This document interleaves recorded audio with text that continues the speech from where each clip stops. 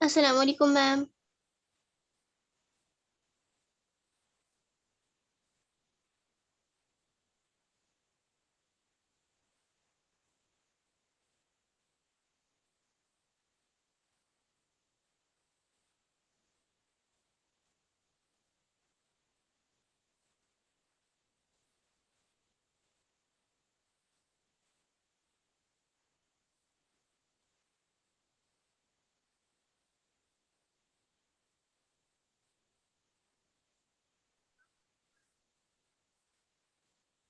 अस्सलाम वालेकुम मैम।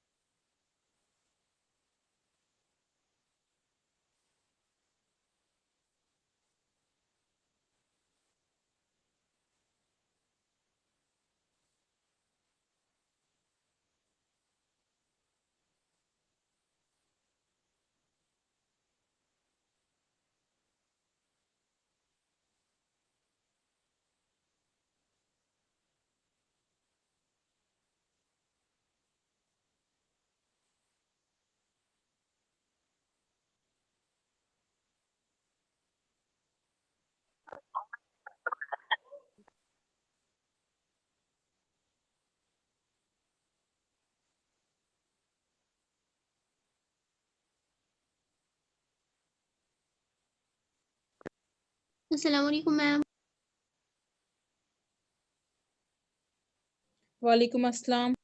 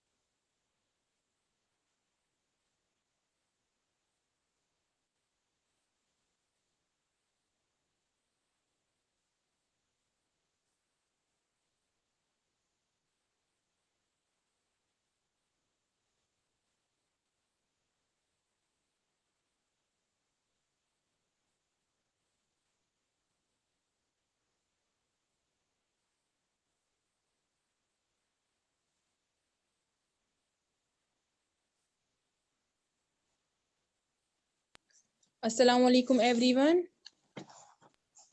वालेकुम अस्सलाम मैम। तो कल हमने क्या पढ़ा था? कल हमने रिसाइकलिंग का पढ़ा था। ठीक है, हम पेपर को कैसे रिसाइकिल कर सकते हैं। ठीक है, रिसाइकलिंग का मतलब क्या होता है? रिसाइकलिंग वो प्रोसेस होता है जिससे जो हम मटेरियल एक बार यूज करते हैं फिर फेंक देते हैं, उसको हम फिर से यूज कर सकते हैं ओरिजिनल मटेरियल के बदले। ठीक है, देन हमने देखा था कि हम पेपर को कैसे रिसाइकिल कर सकते हैं। ठीक है,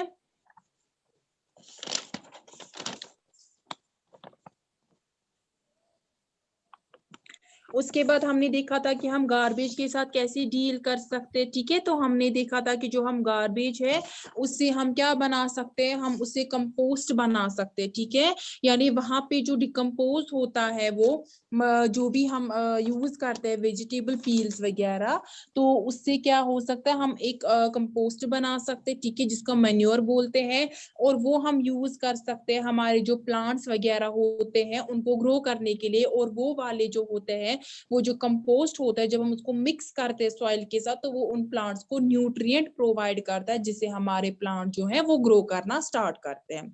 ठीक है, यहाँ तक सबको समझ आया?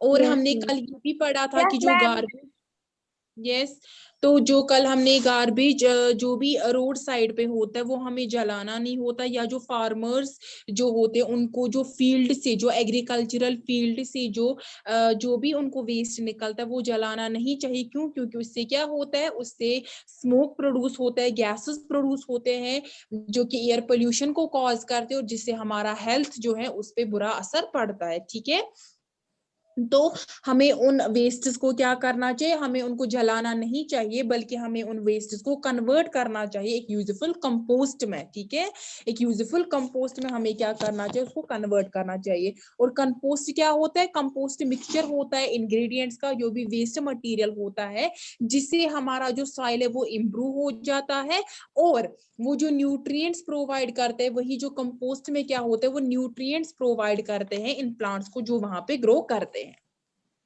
ठीक, ये सारा था कल के बारे में। आप सब निकालोगे पेज नंबर 158, सब निकालेंगे पेज नंबर 158। मैम निकाल।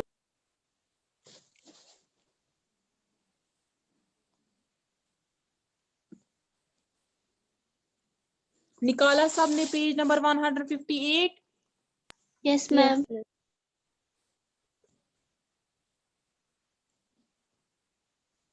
चलिए ठीक है, तो आज हमें पढ़ना है वर्मी कंपोस्टिंग, यानी वर्मी कंपोस्टिंग क्या होता है, हम उसके बाद देखेंगे एक्टिविटी भी जिससे हम वर्मी कंपोस्ट जो उसको प्रिपेयर कर सकते हैं। फिर हम देखेंगे वर्मी कंपोस्टिंग जो होती है, जो वर्मी कंपोस्ट होता है, हमें ये किस लिए जरूरत लगता है। ठीक है, vermi composting, we can be friends of plants by supplying them with the compost.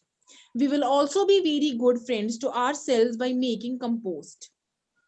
अगर हम देखेंगे, हम जो प्लांट्स है, हम उनके फ्रेंड्स भी बन सकते हैं। कैसे फ्रेंड्स बन सकते हैं उनके, हम उनको सप्लाई कर सकते हैं कंपोस्ट। ठीक है, हमने कल देखा था हम कंपोस्ट कैसे प्रिपेयर कर सकते हैं। ठीक है, तो वो कंपोस्ट से क्या होता है, हमारे जो प्लांट्स होते हैं उनको हम न्यूट्रिएंट्स प्रोवाइड करते हैं, और हम देखते हैं कि हम प्लांट्स के एक तरह के फ्रेंड्स बन जाते हैं। ठीक है, ठीक, और हम क्या कर सकते हैं, उससे हम अपने फ्रेंड्स भी बन सकते हैं। कैसे, बाय जो भी हम प्लांट मटेरियल जो है, जो भी प्लांट्स ग्रो करते हैं, अल्टीमेटली हम कंज्यूम करते हैं उन प्लांट्स को। Talking of friends, do you know that earthworms are called farmers friends? Let us find out how a type of earthworm called redworm is used for composting. अगर हम देखेंगे, अगर हम फ्रेंड्स के बारे में बात कर रहे हैं, तो अगर हम देखें जो अर्थवर्म्स होते हैं वो फार्मर के फ्रेंड्स कहे जाते हैं। उनको हम, जो अर्थवर्म्स होते हैं उनको हम फार्मर्स के फ्रेंड्स कहते हैं। तो अगर हम देखेंगे जो एक अर्थवर्म है उसका जो एक टाइप है उसको हम रेडवर्म बोलते हैं। रेडवर्म क्या होता है, ये अर्थवर्म का क्या होता है, ये अर्थवर्म का टाइप होता है जो हम कंपोस्टिंग के लिए यूज करते हैं। ठीक है, कंपोस्टिंग मतलब जो भी हम कंपोस्ट प्रिपेयर करते हैं, यानी जब हम क्या करते हैं, जब जो मटेरियल है जब हम उसको कन्वर्ट करते हैं, जो भी वेस्ट मटेरियल है किस में कन्वर्ट करते हैं, कल हमने देखा था उसमें रॉटिंग होती है, यानी डिकम्पोज हो जाता है वो, और वहां से स्मेल विमेल बिल्कुल भी नहीं आती, उसको हम बोलते हैं कंपोस्टिंग। ठीक है, तो जो हम रेड वर्म्स होते हैं, यानी जो अर्थवर्म है उसका जो एक टाइप है जिसको हम रेड वर्म बोलते हैं, वो रेड वर्म हम कंपोस्टिंग के लिए क्या कर सकते हैं, वो रेड वर्म हम कंपोस्टिंग के लिए यूज कर सकते हैं। यानी अगर हमें कंपोस्ट प्रिपेयर करना है उसके लिए हम रेड वर्म को यूज कर सकते हैं। क्या कर सकते हैं, यूज कर सकते हैं। This method of preparing, next page पे देखिए सब, that's page number 159।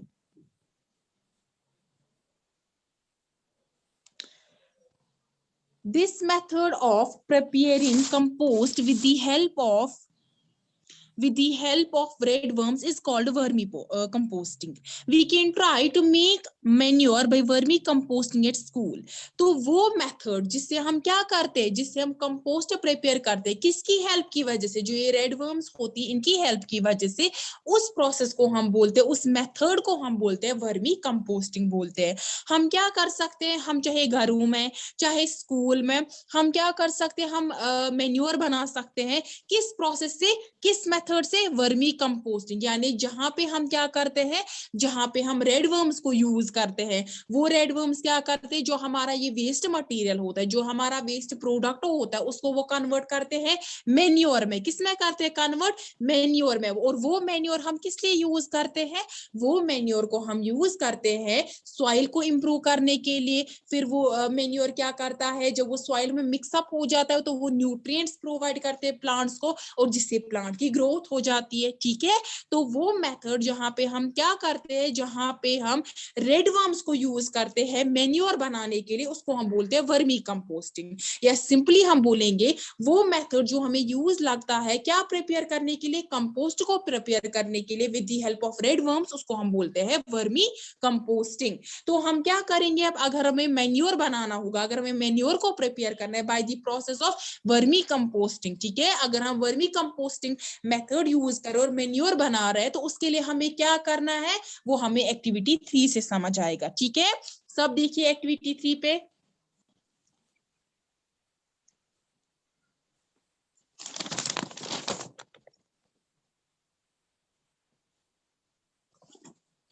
Activity 3. Let us dig a pit about 30 centimeter deep or keep a wooden box at a place which is neither too hot nor too cold. What about a place which does not get direct sunlight? Let us now make a comfortable home for our redworms in the pit or the box. तो हमें क्या करना है, हमें जमीन खोदनी है, ठीक है, जमीन खोदनी है, लगभग कितना 30 सेंटीमीटर वो गहरा होना चाहिए, ठीक है। या हम क्या कर सकते हैं, हम कोई वुडन बॉक्स भी ले सकते हैं, ठीक है, जो लकड़ी का कोई डब्बा होगा उसको हम किसी जगह रख सकते हैं। वो लकड़ी का डब्बा जो है ना तो वो ज्यादा गर्म होना चाहिए ना वो ज्यादा ठंडा होना चाहिए, यानी वहां तक हम बोलेंगे वहां पे डायरेक्ट सनलाइट नहीं पड़नी चाहिए। अगर डायरेक्ट सनलाइट पड़ेगी तो वो क्या होगा, वो बहुत ज्यादा गर्म होगा। इसलिए हमें क्या करना, हमें उस वुडन बॉक्स को उस जगह पे रखना है। हमें उस वुडन बॉक्स को कहाँ पे रखना है, हमें उस वुडन बॉक्स को उस जगह पे रखना है जहां पे क्या होगा, जहां पे डायरेक्ट सनलाइट नहीं पड़ेगी और ना तो वो ज्यादा ठंडा होगा ना तो ज्यादा गर्म होगा, ठीक है। तो उसके बाद हमें क्या करना है, हमें हम क्या कर सकते हैं, हम एक कंफर्टेबल होम भी बना सकते हैं इन रेड वर्म्स के लिए, ठीक है। इस पिट में या पता नहीं क्या हो रहा है मैम, मुझे लीव हो रहा है मैम, मैं फिर से ज्वाइन करता हूँ ना मैम, मुझे फिर से लीव हो रहा है। कोई नहीं बेटा, ये नेटवर्क इशू होगा। ओके मैम, ठीक है। तो क्या मैंने बोला, मैं फिर से एक्टिविटी 3 से रिपीट करती हूँ, आप सुनिए, ठीक है। हमें क्या करना है, सबसे पहले हमें जमीन खोदनी है, लगभग कितनी, वो 30 सेंटीमीटर गहरा होना चाहिए, या हम कोई वुडन का यानी किसी लकड़ी का डब्बा भी ले सकते हैं, और हमें उसको ऐसी जगह पे रखना है जहां पे ना तो उसको डायरेक्ट सनलाइट नहीं पड़नी चाहिए, यानी ना वो ज्यादा गर्म होना चाहिए ना वो ज्यादा ठंडा होना चाहिए, ठीक है, एक मॉडरेट टेम्परेचर पे वो होना चाहिए, ठीक है। तो उससे क्या कर सकते, जो ये पिट है यानी जो ये जहां पे हमने जमीन खोदी है या जो ये डब्बा है, ये एक अच्छा खासा कंफर्टेबल घर बन जाता है इन रेड वर्म्स के लिए। आगे देखिए, स्प्रेड ए नेट और chicken mash at the bottom of the pit और the box. You can also spread 1 or 2 centimeter thick layer of sand as an alternative. Now spread some vegetable wastes including peels of fruits over this layer of sand. उसके बाद आपको क्या करना है, जो ये आपने गड्ढा खोदा या जो आपका बॉक्स था, ये आपको क्या करना है, उस पे या तो कोई जाली रखनी है, ठीक है, या तो आपको चिकन मैश यानी छोटे छोटे टुकड़े, बहुत टाइनी टाइनी पीसेस आपको चिकन के करने हैं, ठीक है, वो आपको नीचे रखना है वहां पे। या आप क्या कर सकते हो, आप इस नेट या चिकन मैश के बदले आप क्या कर सकते हो, आप 1 या 2 सेंटीमीटर जिसकी ये होगी थिकनेस होगी सैंड की, यानी आपको सैंड इतना रखना है जिसकी थिकनेस कितनी होगी, 1 सेंटीमीटर। सपोज ये अगर मेरा कोई बॉक्स है जिसमें मैं रख रही हूँ, अगर मुझे यहाँ पे नीचे इसको सैंड रखना है तो मुझे 2 सेंटीमीटर तक सैंड रखना है, यानी अगर इतना 2 सेंटीमीटर है, ये मेरा 2 सेंटीमीटर है, तो मुझे इतना सैंड वहां पे रखना है, ठीक है। या मैं रख सकती हूँ सैंड के बदले में कोई जाली भी रख सकती हूँ, या उसके बदले में चिकन के छोटे छोटे पीसेस रख सकती हूँ जिसको चिकन मैश बोलते हैं, ठीक है। आगे देखिए, उसके बाद हमें क्या करना है, उसके बाद हमें क्या करना है, जो भी वेजिटेबल वेस्ट है यानी जो वेजिटेबल के छिलके हैं या जो फ्रूट्स के छिलके वगैरह है, हमें क्या करना है, हमें इस सैंड के ऊपर या जो हमने चिकन मैश लिया है या हमने जो नेट लिया है उसके ऊपर स्प्रेड करना है, यानी फैलाने हैं हमें ये वेजिटेबल वेस्टेज, जो भी वेजिटेबल्स के छिलके है, पील्स जिनको हम बोलते हैं, फ्रूट्स के छिलके है, ठीक है, वो हमें उसके ऊपर सैंड लेयर के ऊपर फैलाने हैं। One can also use green leaves, pieces of dried stalks of plants, husk or pieces of newspaper or cardboard to spread over the layer of sand. However, shiny or plastic coated paper should not be used for this purpose. Dried animal dung could also be used as a spread over sand or wire mesh. तो उसके बाद आपको क्या करना है, आप क्या कर सकते हो, आप ग्रीन लीव्स या जो प्लांट्स होते हैं उनके जो ये होते हैं सूखे हुए ये होते हैं, जो वहां पे अगर हम बोलेंगे जो लकड़ी के टुकड़े होते हैं जो सूखे हुए होते हैं वो यूज कर सकते हो, ठीक है। जो ये होते हैं राइस, जो होता है राइस जब पहले पहले उगता है तो उसके ऊपर वो ब्राउन कलर का ऊपर से कवरिंग होती है जो फिर हटाई जाती है, ठीक है, मशीन वगैरह से, फिर हम तक पहुंच जाता है राइस जो किसका होता है, व्हाइट कलर का होता है। लेकिन बेसिकली जो राइस होता है उसके ऊपर क्या होता है, ब्राउन कलर की कवरिंग होती है। वो जो कवरिंग होती है उसको हम हस्क बोलते हैं, ठीक है, वो भी आप ले सकते हो, ठीक। या इसके बावजूद न्यूज़ पेपर भी आप ले सकते हो, उनके पीसेस ले सकते हो, कार्डबोर्ड भी आप ले सकते हो, वो सब भी आप क्या कर सकते हो, इस सैंड के ऊपर क्या कर सकते हो, स्प्रेड कर सकते हो, फैला सकते हो। लेकिन आपको क्या करना है, आपको कोई भी शाइनी यानी जो चमक रहा होगा या कोई भी प्लास्टिक कोटेड पेपर, कोई पेपर उसको प्लास्टिक पे ऊपर कोट किया गया है, आपको वो सारी चीजें नहीं यूज करनी है इसके लिए, ठीक है। क्या क्या नहीं यूज करना है, कोई ऐसी चीज जो चमक रहा होगा, जो शाइन दे रहा होगा, या कोई भी पेपर जो प्लास्टिक कोटेड होगा, ठीक है, वो आपको बिल्कुल भी यूज नहीं करने इस पर्पस के लिए। उसके बाद आपको क्या करना है, आप कोई जो एनिमल डंक होता है, ठीक है, जो एनिमल वेस्ट होता है जिसको हम एनिमल डंक बोलते हैं, वो जो सूखा हुआ होता है वो भी यूज कर सकते हैं, ठीक है, इस स्टैंड के ऊपर रख सकते हो, या जो ये मैश है हमारा वायर मैश जो है उसके ऊपर रख सकते हो, ठीक है, उसके ऊपर भी रख सकते हो। तो वो जो एनिमल डंक वगैरह होता है, जैसे वो काउ डंक वगैरह होता है, आपने देखा होगा मूवीज वगैरह में, यूजुअली जो इंडिया होते हैं वहां पे जो बहुत सारे ये होते हैं जगह, विलेजेस होते हैं, वहां पे वो काउ डंक केक्स भी बनाते हैं, ठीक है, वो सूख जाता है, वो सूखने के बाद आप वहां पे सैंड के ऊपर भी वो रख सकते हो, ठीक है। यहाँ तक सबको समझ आया? Yes ma'am. Yes, ma'am. चलिए।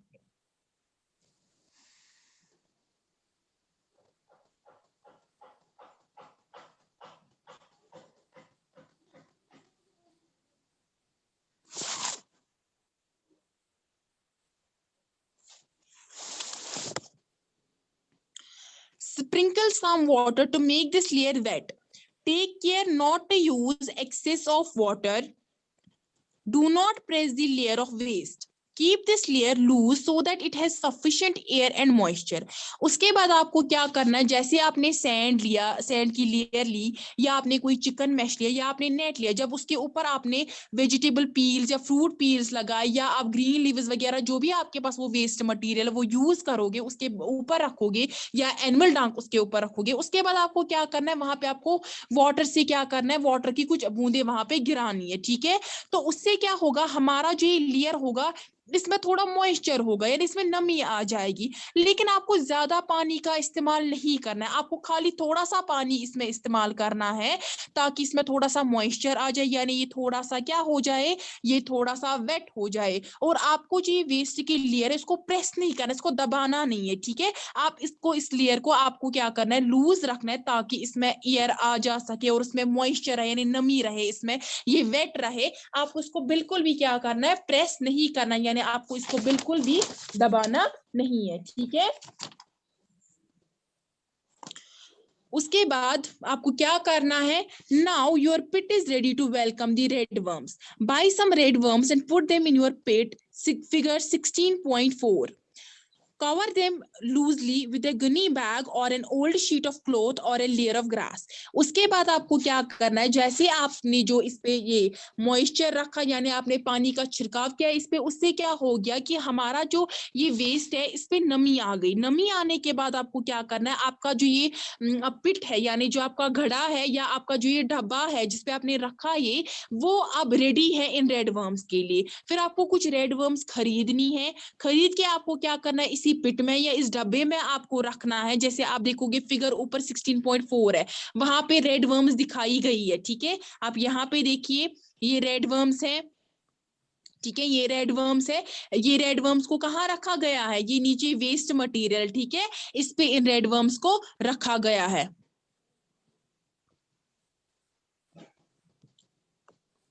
उसके बाद क्या करना है, उसके बाद आपको ये जो है ये जो पिट है, इसके बाद आपको क्या करना है, आपको गन्नी बैग क्या होती है, जो आपने देखी है वो बोरी वगैरह जिसमें हम चावल लाते हैं घर में, ठीक है, वो रखना है वहां पे। या आपको कोई भी कपड़ा जो होगा पुराना जो होगा वो रखना, या आप जो घास होती है उसकी एक लेयर भी आप उसके ऊपर रख सकते हो, यानी आपको उसको कवर करना है। वो जो गड्ढा आपने खोदा था जिसमें हमने पहले सैंड, उसके बाद वेस्ट मटेरियल डाला, वेस्ट मटेरियल के बाद रेड वर्म्स डाले, रेड वर्म्स डालने के बाद हमें उसको कवर करना है, या तो उस बोरी से कवर करना है, या हमें कोई पुराना कपड़ा लेना है उससे कवर करना है, या कोई घास की एक लेयर रखनी है और उसके ऊपर रखना है वो सारा, ठीक है।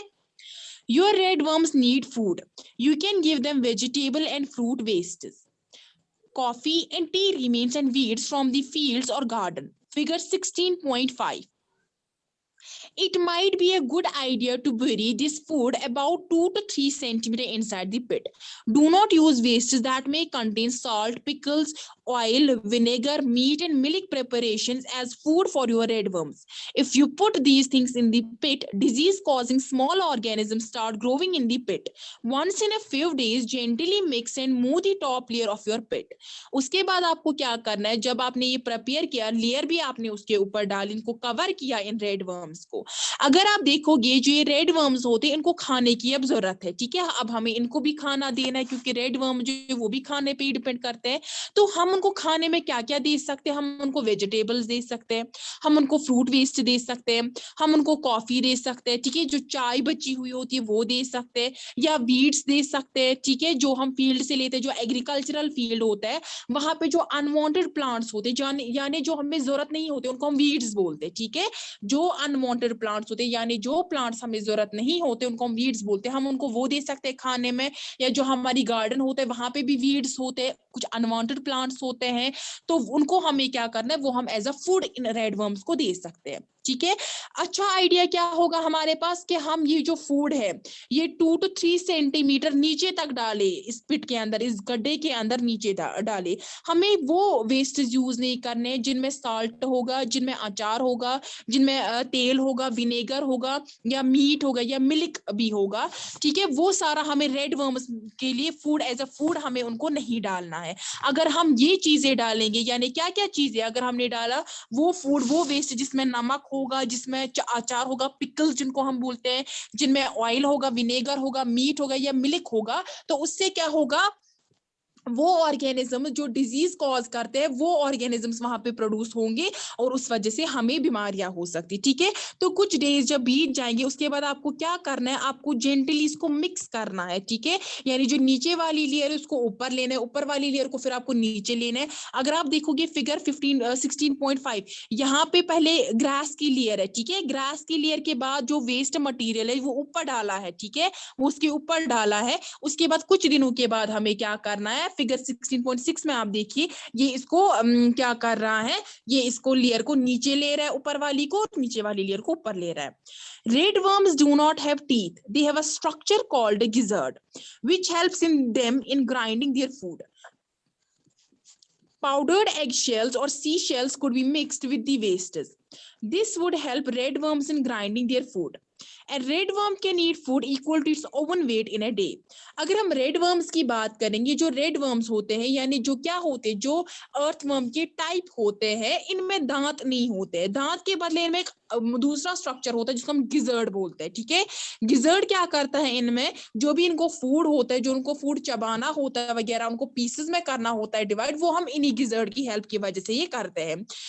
अगर जो एग शेल्स होते हैं उनका अगर हम पाउडर बनाएंगे, जो सी शेल्स है वो भी हम मिक्स कर सकते हैं इस वेस्ट के साथ। इससे क्या होगा, जो रेड वर्म्स होंगे इनको हेल्प मिल जाएंगे इस फूड को ग्राइंड करने में, ठीक है। रेड वर्म जो है ये कितना खा सकते हैं एक दिन में, रेड वर्म का जितना वेट होगा उस वेट के बराबर ये खाना एक दिन में खा सकते हैं, ठीक है। रेड वर्म्स जो होते हैं जितना इनका वेट होगा उतना खाना ये एक दिन में खा सकते हैं। पेज टर्न कीजिए सब, page number 160।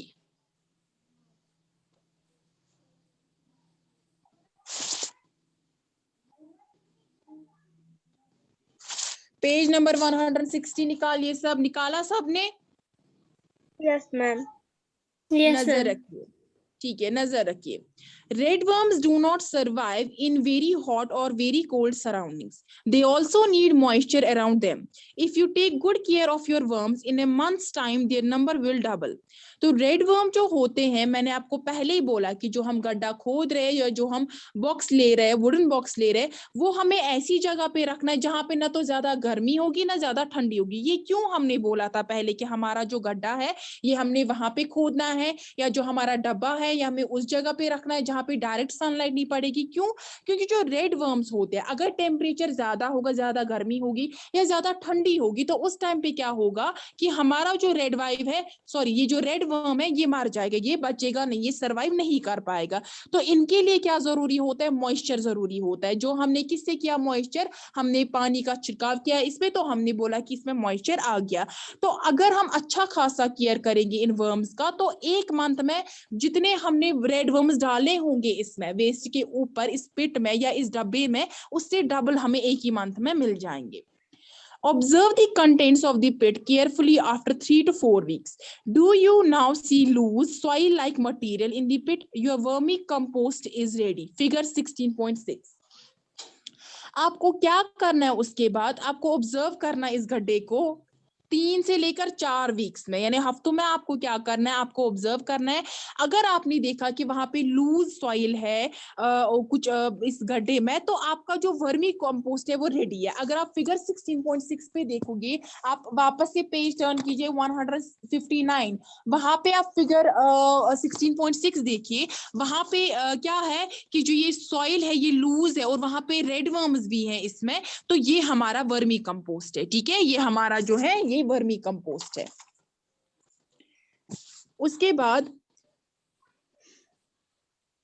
put some waste as a food in one corner of the pit. Most of the worms will shift towards this part of the pit, vacating the other part. Remove the compost from the vacated part and dry it in the sun for a few hours. Your wormy compost is ready for use. उसके बाद आपको क्या करना है कि जो आपको ये गड्ढा है या जो आपका कोई क्या बोलते इसको डब्बा है जिसमें हमने प्रिपेयर किया था, ये आपको थोड़ा सा खाना जो है वो रखना है। कहाँ पे? एक कॉर्नर पे, यानी एक कोने में। आप देखोगे जो मैक्सिमम वर्म्स है वहां पे वो उस खाने के पीछे भागेंगे, और दूसरा जो होगा यानी वहां पे जो दूसरा पार्ट होगा, जो दूसरा कॉर्नर होगा, वहां पे वर्म्स नहीं बचेंगे। तो जो वेकेटिंग पार्ट है जहां पे वर्म्स नहीं बचेंगे, वहां पे क्या होगा? वहां पे हमारा वर्मी कंपोस्ट होगा, यानी वहां पे हमारा मैन्योर होगा। उस मैन्योर को हमें उठाना है। ठीक है, उसके बाद हमें धूप में उसको रखना है कुछ घंटों के लिए ताकि ये ड्राई हो जाए, और हमारा वर्मी कंपोस्ट जो है वो रेडी है अब इस्तेमाल करने के लिए। The part left in the pit has most of the worms in it. You can use these for preparing more compost or share them with another user. अब वो वाला पार्ट जहां जो खाने की तरफ जो गए थे वर्म्स, ठीक है, वहां पे हम क्या कर सकते हैं? उसको हम फिर से यूज कर सकते हैं कंपोस्ट बनाने के लिए, या दूसरा कोई अगर हमारा फ्रेंड है जिसको कंपोस्ट प्रिपेयर करना है, जिसको ये मैन्योर प्रिपेयर करना है by the method of what? Vermi composting method से, तो उसको हम वो जो पार्ट है उसका वो दे सकते हैं उसको हम। Use this excellent vermicompost in your pots, gardens or fields. Is this not like getting the best out of waste? Those of you who have agricultural fields can try vermicomposting in large pits. You can save a lot of money that is spent on buying expensive chemical fertilizers and manure from the market. उसके बाद आपको क्या करना है कि जो हमने अब वर्मी कंपोस्ट प्रिपेयर किया उसको हमें किसमें यूज करना है? जो हमारे पॉट्स है, गार्डन्स, फील्ड्स है, ठीक है, जहां पे हमारे प्लांट्स ग्रो कर रहे हैं, ठीक, वहां पे हमें उनको यूज करने। और ये वर्मी कंपोस्ट क्या करेगा? ये उन प्लांट मटेरियल को क्या करेगा? उनको ये न्यूट्रिएंट्स प्रोवाइड करेगा, जिससे हमारा जो प्लांट है वो अच्छा खासा ग्रो करेगा। ठीक है, तो अगर हम देखिए यहाँ से हमें पता चला कि जो वेस्ट है इसका हमने अच्छा खासा इस्तेमाल किया वर्मी कंपोस्टिंग के लिए। ठीक है, अब वो जिनके पास बहुत बड़े बड़े एग्रीकल्चरल फील्ड्स होते हैं वो क्या कर सकते हैं? वो ये वर्मी कंपोस्टिंग की प्रैक्टिस जो है, ये मेथड जो है बड़े से एक गड्ढे में कर सकते हैं, जो बड़ा गड्ढा खोद सकते हैं, ठीक है, वहां पे भी कर सकते हैं। उससे क्या होगा? उससे आप अपने पैसे बचा सकते हो। जो पैसे हमें इस्तेमाल होते हैं, जो भी केमिकल फर्टिलाइजर्स होते जो एक्सपेंसिव होते, जो बहुत महंगे होते, या मैन्योर जो हम मार्केट से खरीदते हैं, वो पैसे हमारे बच सकते हैं। ठीक, सबको समझ आया? किसी को कोई confusion? No ma'am. No, ma'am. चलिए चलिए ठीक है। तो हमने क्या किया, वर्मी कंपोस्टिंग क्या प्रोसेस होता है, वर्मी कंपोस्टिंग क्या होता है, कौन बोलेगा?